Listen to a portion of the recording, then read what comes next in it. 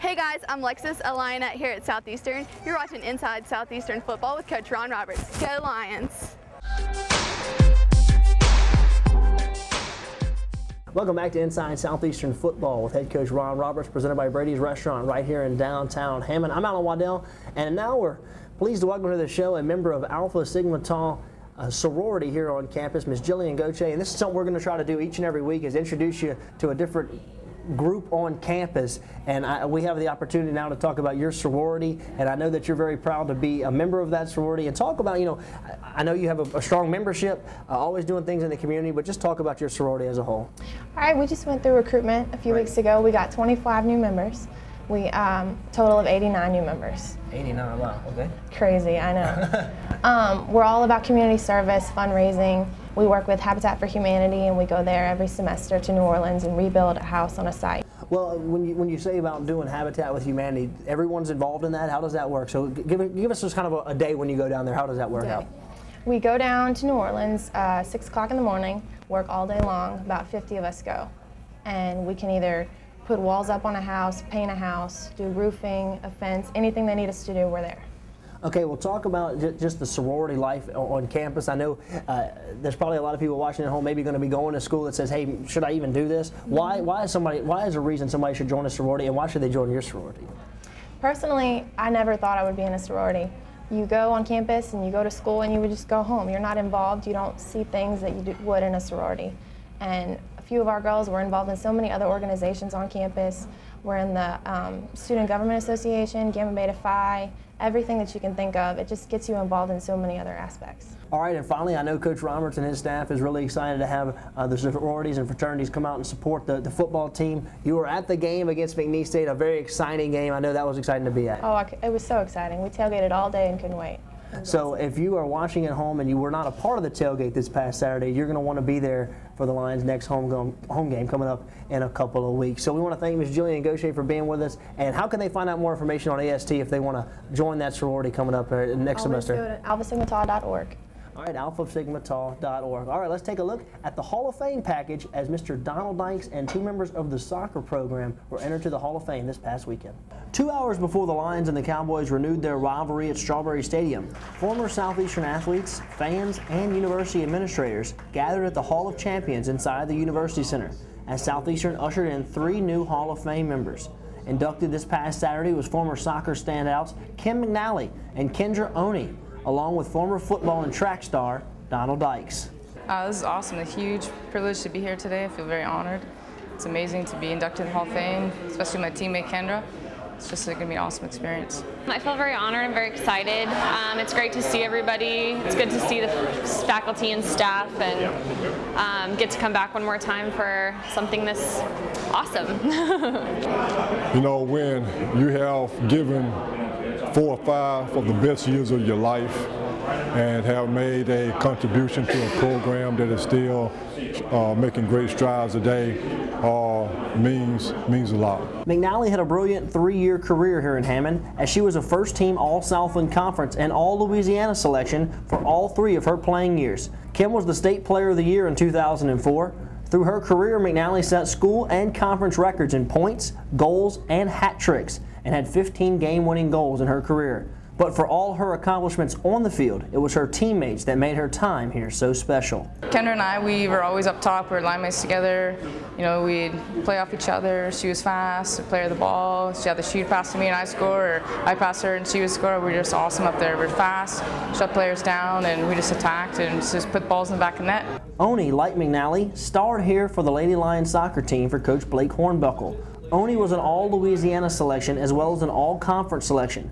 Oney was named Team MVP in 2003. Oney ended her career with 93 points scored on 38 goals and had 13 game-winning goals. And Kendra loves the fact that she is going into the Hall of Fame right next to her teammate. We were talking just the other day that it's nice to come back, but it's even nicer to come back when we're all here together, and being able to watch the next generation of girls is always fun. Once the 2 soccer stars had taken their place in the Hall, it was time for some football, as Hammond native Donald Dykes took the honor. Dykes, a 2-sport athlete at Southeastern, ran track and played on the gridiron for the Lions. From 1975 to 1978, Dykes was an 8-time All-American in track and helped lead Southeastern to the 1975 National Championship. Oh, and did I mention that Dykes was a pretty good football player as well? His talents on the football field led to a 4-year NFL career and a place in the Hall of Fame. And while this is a great honor for Dykes, he views it as a bigger honor for his family and friends. Finally get a chance to give back to my family, give back to the community, give back to my friends, give back to the schools, what they helped me become. So right now I'm a little bit emotional. You know, I'm getting a little bit emotional right now. So congratulations once again to Ms. Kim, Kendra, and also Donald Dykes for being inducted into the Southeastern Hall of Fame this past weekend. And now joining us on the set, special teams coordinator here at Southeastern Louisiana University, Mr. Chip Hoblish. Chip, thanks for joining us. And I know you got to be excited this week as your unit really played well, had some big plays in this game, probably most notably the fake punt. I mean, what an unbelievable play between Beaumont and Rogers Mueller. Walk us through this play. Well, it's something we've been working on for years. It's, you know, we've had it in our playbook, I guess, we've used before. Basically what we do is we motion one of the up-backs up, put him on the line of scrimmage because we have to have 7 people eligible. Right. Back the right guard off to make our center eligible. Take the guard, run him across the field behind Rogers, right. And then run Rogers on a little corner route, flip it out there to him.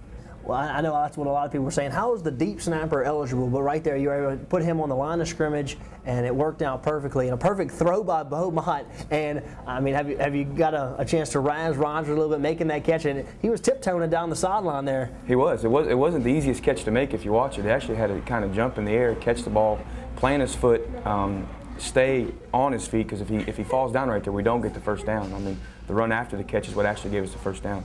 I think a side note to that as well is we actually changed Rogers' number preseason. He was 99 last year, or 60 last year, excuse me, right. Which is an ineligible number, and we changed it to 99, so he would be eligible for that particular play. Well, that's something nobody, I'm sure, unless you're really close to the program, could figure out. But let's talk about a couple other big plays in this game. We mentioned it with Coach earlier. Seth Sebastian had a big kick in this ball game, was able to knock it through for 49 yards out in the first half when we were down 14-0. That really kind of got us going a little bit. That was a big play in the game, and for a guy who's been struggling a little bit, that's got to be a big kick for his confidence. I think it was. I think it's going to help us down in the long run as well. We know Seth has the leg. He's got the talent. I think it was just a little bit of a mental block. But it was exciting to see, and I didn't even realize it was a 49-yard field goal until Sunday. I mean, we realized it was in his range. Just ran him out there. Just ran him out there, and nobody thought twice about it. I know Coach Roberts didn't, I didn't, Seth did it, and like I said, I think that's going to pay dividends in the long run of hitting a kick in that big situation like that. All right, Chet, one more question for you here is I think a lot of people that watched the game saw you guys do something that haven't been seen a whole lot. Is you had a punt return that was very unique where actually the person who caught the ball was lined up on the line of scrimmage when the play started, ran back and caught it over the shoulder and made an unbelievable catch. Talk about that play. Well, it was first of all of our coaches are involved in special teams. Right. We all kind of get together and do it together. You know, our coordinators, head coach, everybody's involved. We've seen the Chicago Bears run a similar play a couple of years ago. The play actually didn't count because there was a holding penalty on the play. It was with Devin Hester. I saw the play, been waiting for the perfect situation to run it. Kind of had the idea, ran the idea with Coach Golding a little bit. This is what I'd like to do. He came up with something, and on Mondays we meet on special teams. We kind of talked it over as a staff and basically ran our version of what the Chicago Bears ran a few years ago. Tony McRae lined up on line of scrimmage. Backs out late. There was an indicator that we saw. Backs off the line of scrimmage. We use Rob as a decoy. Runs opposite of the way that they were kicking the ball. We knew where they were going to kick it. Everybody runs to Rob, and we just kind of sneak Tony, catch the ball, and run down the sidelines. Unbelievable play. Chet, thanks for being with us here for a few minutes. As we're going to take a break, and we come back, we'll wrap it up here on Inside Southeastern Football with head coach Ron Roberts, presented by Brady's Restaurant in downtown Hammond.